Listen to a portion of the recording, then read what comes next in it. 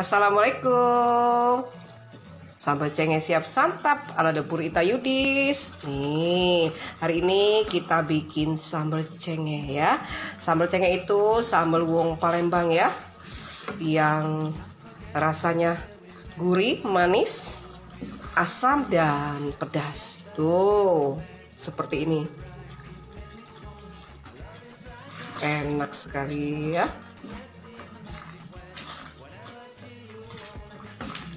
Ini sambal cengkeh kita buat dari bahan yang fresh ya, tanpa MSG juga tanpa pengawet.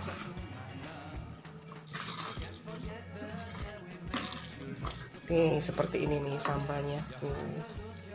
Sudah kelihatan kan, warnanya juga cantik, kental sekali. Nih, ini enak sekali disantap dengan lontong ya, dengan celimpungan, terus dimakan dengan nasi uduk, terus sebagai sambal kalau makan kerupuk. Luar biasa, awet dan tahan lama ya. Cengkeh siap santap pada dapur Ita Yudis nih. Wow, enak sekali sambal wong Palembang. Rasanya asam, manis, asid dan pedas.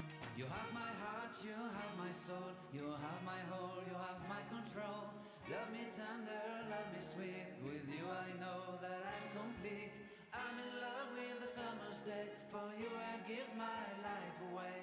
Never leave me, never